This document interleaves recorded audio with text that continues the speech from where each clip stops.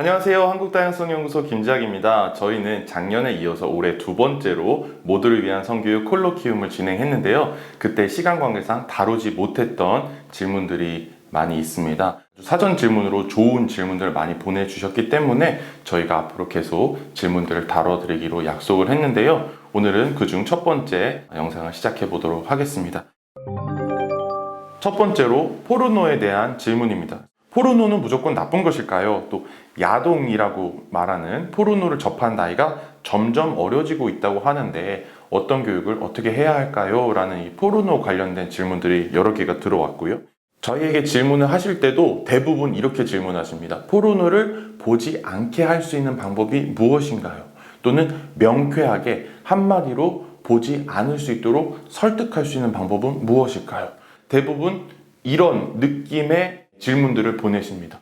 저는 여기서 주의해야 할 점이 있다라고 말씀을 드리고 싶은데요. 일단 포르노를 보지 않게 만들어야 한다라는 생각을 갖고 계시다면 과연 그 시도가 성공할 수 있을까? 라는 생각부터 해보셔야 됩니다.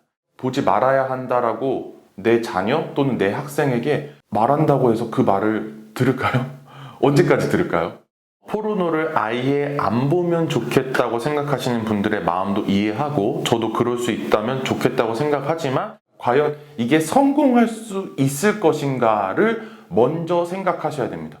포르노를 보지 말아야 한다고 했는데 언젠가 포르노를 보게 된다면 어떤 마음을 가지게 될까요? 가장 큰 마음은 죄책감이죠.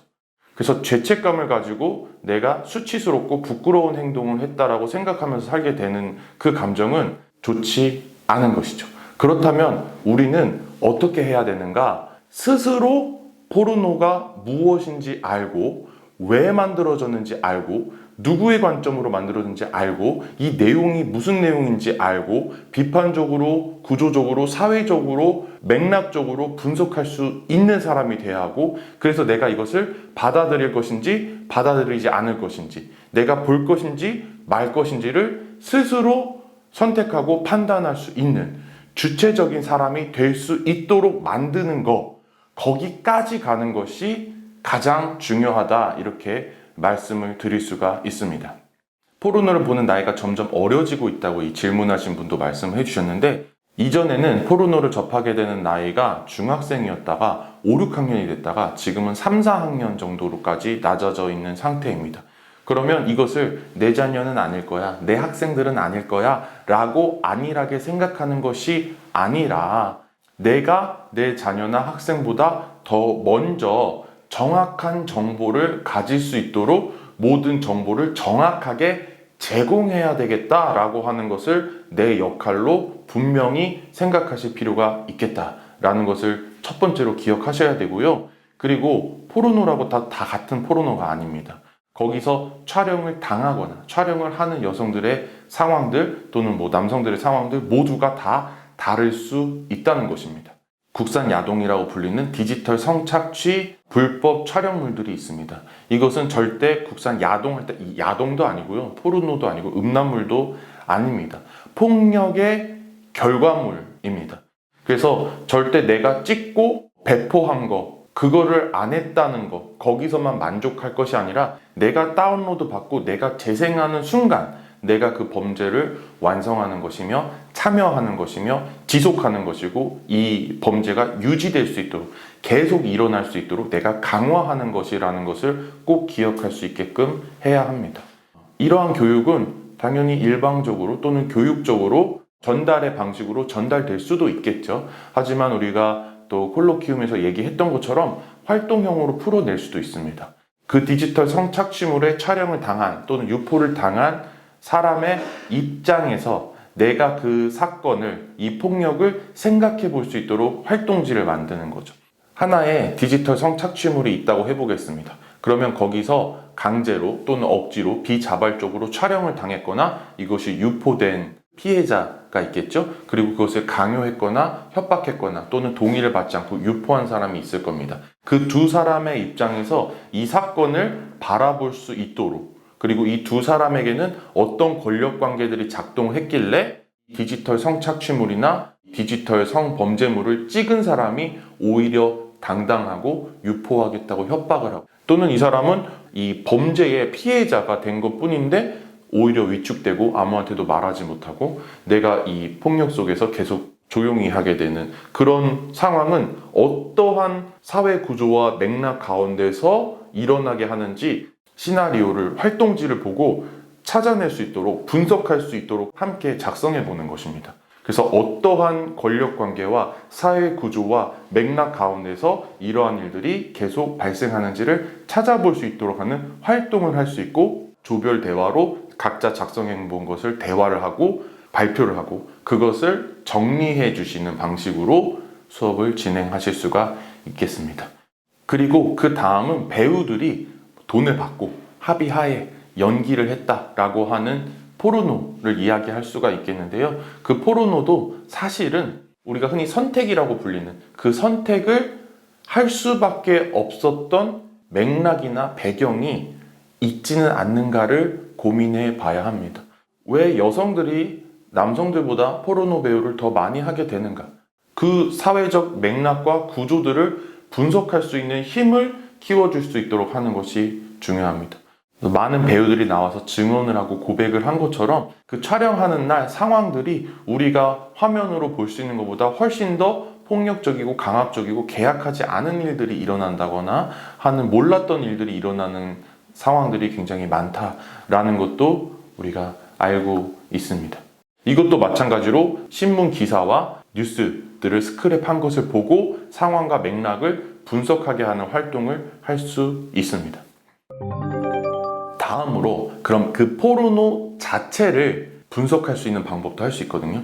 우리가 미디어 리터러시라는 교육 많이 들어보셨죠? 미디어를 비판적으로 그리고 사회 구조적으로 맥락적으로 분석하고 또 그것을 내가 흡수할 거냐 말 거냐 또는 그 다음에 내가 어떤 실천을 할 거냐 실천적인 사람까지 될 수 있도록 돕는 교육을 미디어 리터러시라고 하는데 포르노까지도 미디어 리터러시가 가능하다라는 것이 중요합니다.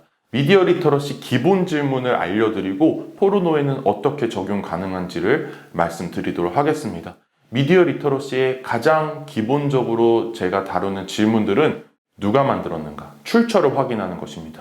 지금 우리는 이 자본주의 사회에 살고 있기 때문에 돈을 누가 제공했는지 이것을 찾으면 누가 만들었는지를 쉽게 찾아낼 수가 있습니다. 그것이 영화든 드라마든 CF든 심지어 포르노까지도 누가 만들었는지를 이 출처를 확인하는 것입니다. 그 다음은 누구를 위해서 만들었는가 하는 것입니다. 이 청중, 목표하는 청중, 타겟 대상이 누구인가를 확인하는 것이 두 번째입니다. 그리고 세 번째는 텍스트 메시지라고 하는데요. 겉으로 드러나 있는 모든 메시지를 말합니다. 여기는 글이나 영상, 사진, 그리고 음성, 배경음악 등 우리에게 명백하게 제시하고 있는 메시지들을 텍스트 메시지라고 합니다.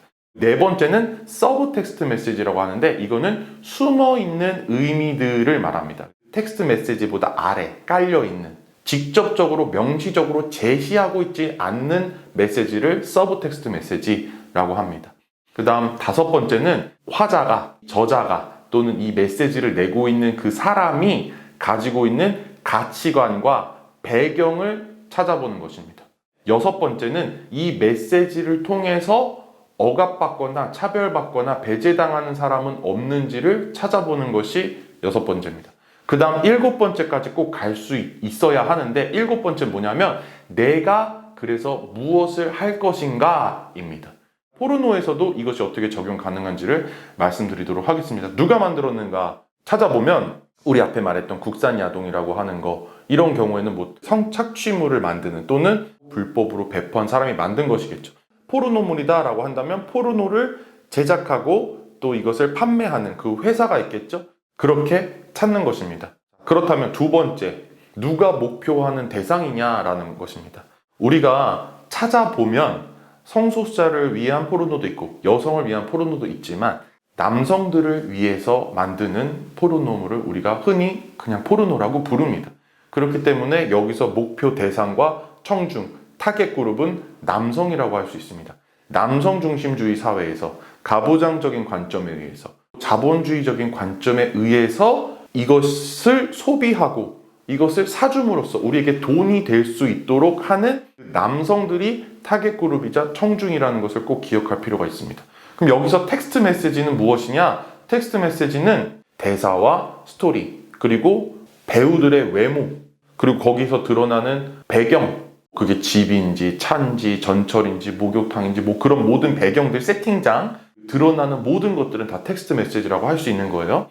근데 여기서 중요하게 보셔야 될 것은 우리들의 인식을, 섹스가 무엇인가 라는 인식을 포르노로부터 많은 사람들이 받았다라는 것을 찾을 수 있다는 겁니다. 좋은 성관계, 잘하는 성관계, 상대방을 만족시킬 수 있는 성관계를 할 수 있다라고 여겨지는 그 고정관념에 의해서 포르노 배우들의 외모가 설정되고 그에 맞는 사람들이 등장을 하게 됩니다. 예를 들어 이런 겁니다. 여성의 몸매 어떻게 나올까요? 가장 많이 유통되고 있는 포르노들의 모습을 본다면 말랐지만 가슴 수술이나 엉덩이 수술을 해서 풍만한 몸매를 가진 사람을 드러내고 있다는 겁니다. 여성이 인격체가 아니라 분절적으로 존재하는 그냥 몸뚱이로서만 나타나고 있다는 것이 핵심적으로 문제라고 할 수 있습니다. 남성은 어떻습니까? 근육질인 경우도 많고요. 또 남성들의 몸매는 또 여러 가지 형태를 갖고 있어도 많이 인정을 받을 수 있기 때문에 뭐 여러 형태가 있지만 근육질이라든지 이런 형태를 가지고 있고, 성기 사이즈가 중요하죠. 성기 사이즈가 굉장히 크고, 그리고 성관계를 오래 지속하는 게 좋다라고 생각해서 성관계를 오래 한다든지 사정을 여러 번 하고 또 하는 모습들을 그려낸다든지, 이러한 밖으로 보여지는 메시지들이 우리가 어떤 몸매를 가져야 하는지, 어떤 성관계가 좋은 성관계, 상대방을 만족시킬 수 있는 성관계인지를 우리들에게 메시지를 전달하고 있다는 겁니다. 그리고 그 우리에게 저장되어 있고 기억되어 있고 우리가 알고 있는 그 메시지대로 포르노에 다시 등장한다는 것입니다. 그래서 이걸 보시는 분들 많이 놀라실지도 모르겠지만 어린이와 청소년들과 이야기를 해봤을 때 특히 남성들이 그런 생각 가진 경우가 많은데, 강간을 하더라도 하다 보면 좋아할 거라는 생각을 가지고 있는 사람들이 실제로 많이 있습니다. 포르노에서 그런 모습이 많이 나오거든요. 싫어요 싫어요 하다가 좋아요가 되는 거예요. 그것은 누구의 관점이라고요? 이것을 소비할 남성들의 관점이고 이 미디어를 만든 사람의 관점이기도 하다고 했죠. 그렇기 때문에 그거를 보는 사람들이 마치 이것이 사실인 것처럼 여기게 되어 있다는 것입니다. 그래서 내가 포르노를 통해서 보고 들은 것들이 사실이 아니고 내가 이것을 실천해보거나 도전해봐야 할 그런 내용들이 아니고 이것은 짜여진 각본이고 누군가가 나를 이렇게 믿게끔 만들려고 만든 연출된 가공된 결과물들인 거지 실제 상황이 아니다라는 것부터 읽어낼 수 있는 능력과 역량이 있는 사람이 될 수 있는 것이 가장 중요하다는 것입니다. 그래서 미디어 분석, 이 리터러시라는 것이 포르노에도 적용될 수 있는 것이고 그 핵심적인 역량이 있어야만 비판적으로, 구조적으로 분석할 수 있고 내가 이것을 실천할지 말지, 받아들일지 안 받아들일지를 결정할 수 있는 사람이 될 수 있다는 것입니다. 포르노는 무조건 나쁜 것인가? 또는 어떻게 하면 보지 않을 수 있도록 만들 수 있습니까? 이런 질문들에 대한 종합적인 답변을 드렸는데요. 한 번에 보지 않을 수 있게 만들 수 있는 방법이나 강제하거나 협박할 수 있는 방법은 존재하지 않고 그것을 구조적으로 맥락적으로 분석하고 내가 그것과 어떻게 만날 것인가, 어떻게 생각할 것인가, 어떻게 저항할 것인가, 이것을 실천적으로 해낼 수 있는 사람으로 성장시킬 수 있는 방법, 그렇게 도울 수 있는 교육을 우리가 할 수 있겠다라는 말씀을 드리면서 마무리하도록 하겠습니다. 감사합니다.